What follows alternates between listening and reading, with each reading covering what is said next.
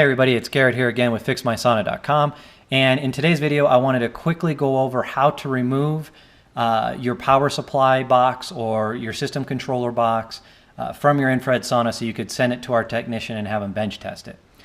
So the first thing that you need to do is you need to find this gray box here. So it's either going to be a gray box, it might be a dark gray box like this one, it might be a wood insert that's in the actual sauna, but the way you really find it is you need to find the power cable here that's coming from the wall and just source that to wherever it is in the sauna, and that'll bring it to the system brain.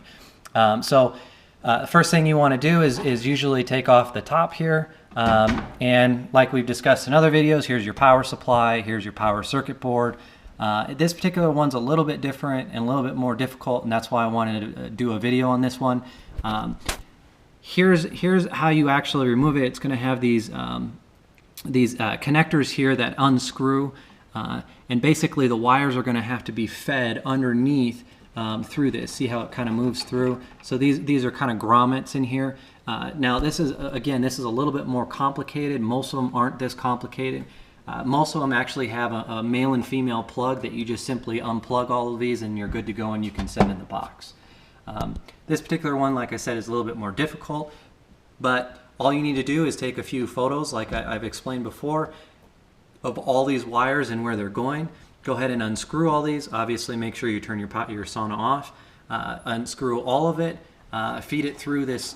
Feed it through here, and you're good to go. So that's really pretty simple on that. Pretty self-explanatory. The next thing that we're going to need is there's usually a 6-pin, 7-pin, 8-pin wire, and that's connected here. Now this wire here is actually going to go to your touchpad or touchpads. So if you follow this wire here, it's going to go all the way around, and it's going to go right here down to your touchpads down below. So what you need to do is you need to go ahead and you need to remove, obviously, I've already taken this one off here, but usually it has like some kind of clips here to hold it on in. Here's another one here. So you take that off, and then here's a little coupler here.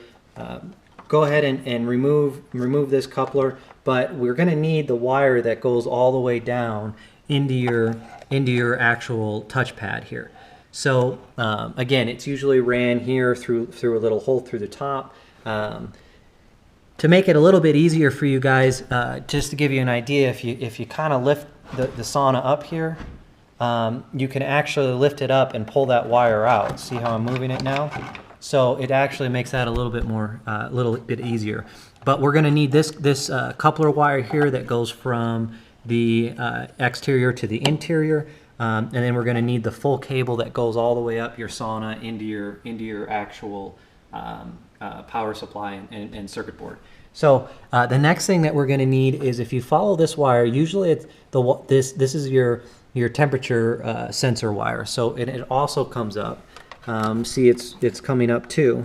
And if you follow that, usually I've already taken this out of the sauna, but usually it's down below or it's in your socket. But we're going to need this because we need to actually be able to test this and make sure that when we bench test everything is working the way it's supposed to.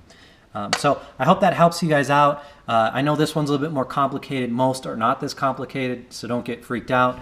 They're actually pretty easy.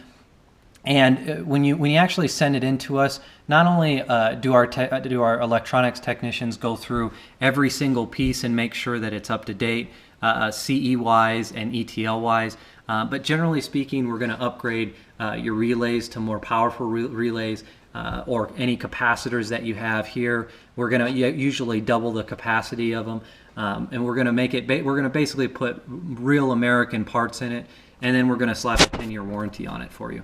So generally speaking, it's very good to send these in because we get a full idea of what you have, and then we can fix everything and upgrade it and do whatever we need to actually get you back into business and good health. So if you guys have any questions, feel free to shoot us an email, submit a support ticket, or just simply give us a call on our 800 number. I hope you guys enjoyed the video, and I hope that helps kind of figure out how these things work. So have a great day.